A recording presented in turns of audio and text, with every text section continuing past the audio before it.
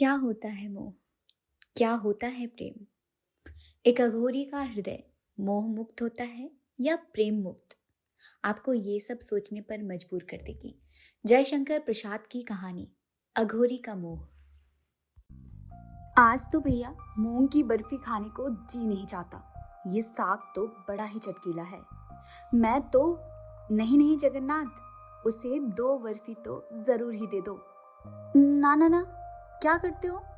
मैं गंगा जी में फेंक दूंगा। लो, तब मैं तुम्ही को उल्टे देता हूँ। ललित ने ये कहकर किशोर की गर्दन पकड़ ली।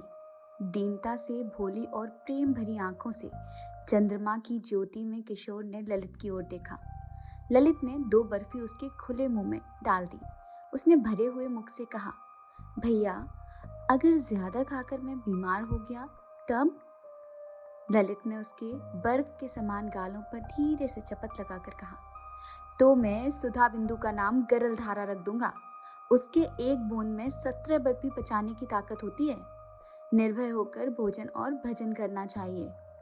शरद की नदी अपने करारों में दबकर चली जा रही है। छोटा सा बजरा भी उसी में अपनी इच्छा से बहता हुआ जा रहा है। कोई रोक टोक नहीं है। चांदनी निखर रही थी। नाव की सैर करने के लिए ललित अपने अतिथि किशोर के साथ चला आया है। दोनों में पवित्र सौहार्द है। जानवी की धवलता आज दोनों की स्वच्छ हंसी में चंद्रिका के साथ मिलकर एक कुतूहलपूर्ण जगत को देखने के लिए आवाहन कर रही है। धनी संतान ललित अपने वैभव में भी किशोर के साथ दीनता का अनुभव करने में बड़ा उत्सुक है। वो सानंद अपनी दुर्बलताओं को, अपने अभाव को, अपनी करुणा को उस किशोर बालक से व्यक्त कर रहा है। इसमें उसे सुख भी है, क्योंकि वो एक ना समझने वाले हिरन के समान बड़ी बड़ी भोली आंखों से देखते हुए केवल सुन लेने वाले व्यक्ति से अपनी समस्त कथा कहकर अपना बोझ हल्का कर लेता है। और उसका दुख कोई समझने वाला व्यक्ति ना सुन सका, जिससे उसे लज्जित होना पड़ता। ये उसे बड़ा सुयोग मिला है। ललित को कौन दुख है? उसकी आत्मा क्यों इतनी गंभीर है? ये कोई नहीं जानता, क्योंकि उसे सब वस्तु की पूर्णता है। जितनी संसार में साधारणता चाहिए, फिर भी उसकी नील नीरद माला सी गंभीर मुखाकृति में कभी कभी उदासीनता बिजली की तरह चमक जाती है। ललित और किशोर बात करते करते, हंसते हंसते अब थक चुके हैं। विनोद के बाद अवसाद का आगमन हुआ। पान चबाते चबाते ललित ने कहा, चलो जी, अब घर की ओर। मांझियों ने डांड लगाना आरंभ किया। किशोर ने कहा, भैया, कल दिन में इधर देखने की बड़ी इच्छा है।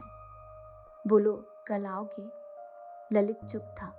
किशोर ने कान में चिल्लाकर कहा, भैया, कल आओगे ना? ललित ने चुप्पी साध ली। किशोर ने फिर कहा, बोलो भैया, नहीं तो मैं तुम्हारा पैर दबाने लगूंगा।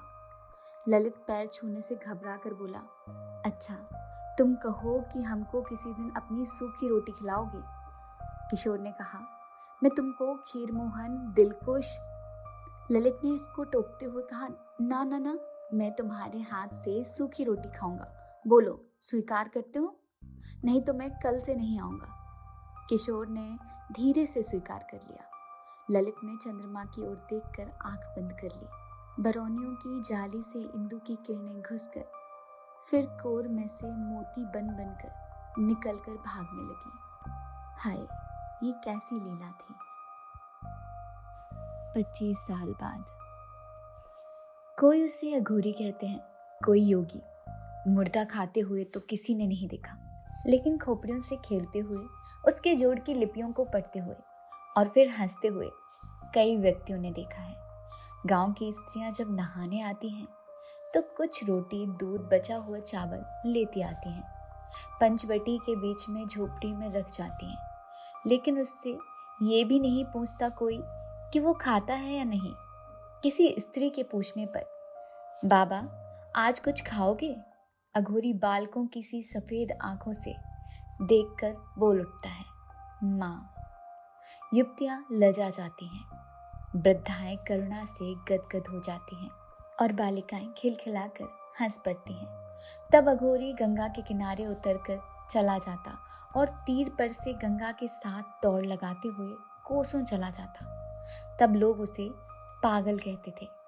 किंतु कभी कभी संध्या को संतरे के रंग से जब जानवी का जल रंग जाता है और पूरे नगर की अट्टालिकाओं का प्रतिबिंब छाया चित्र का दृश्य बनाने लगता है, तब भाव विभोर होकर कल्पनाशील भावुक की तरह वही पागल निर्निमेष दृष्टि से प्रकृति के अदृश्य हाथों से बनाए हुए कोमल कारीगरी के कमनीय कुसुम को, नन्हे से फूल को बिना तोड़े हुए उन्हीं घासों में हिलाकर छोड़ देता और स्नेह से उसी ओर देखने लगता, जैसे वो उस फूल से कोई संदेश सुन रहा हो।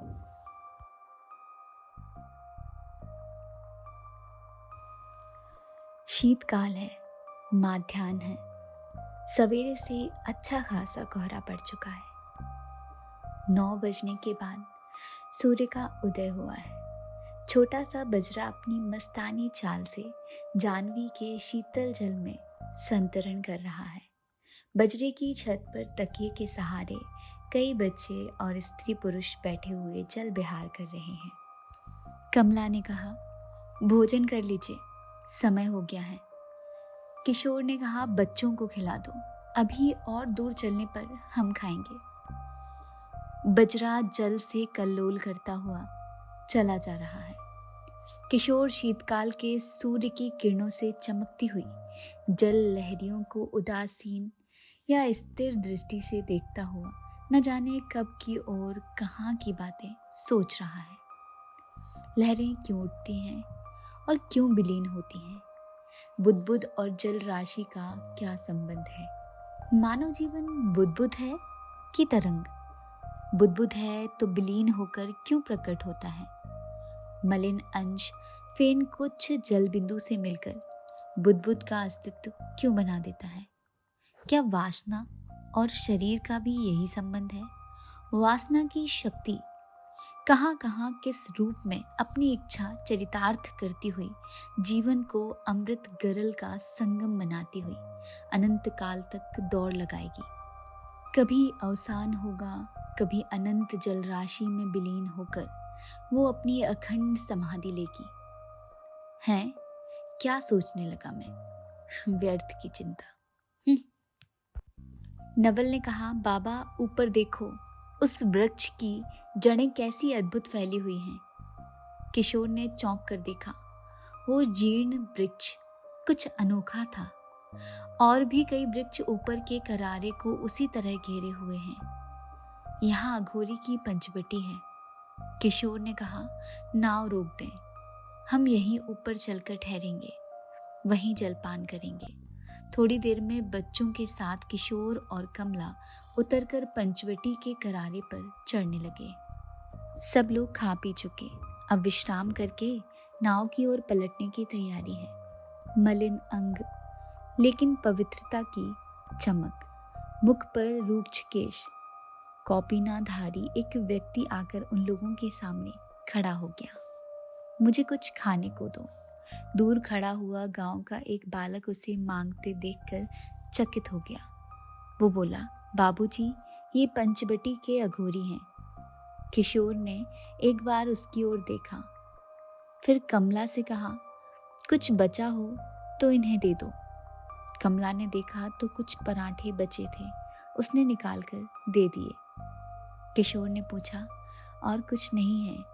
उसने कहा, नहीं। अघोरी उस सूखे पराठे को लेकर हंसने लगा, बोला, हमको और कुछ नहीं चाहिए।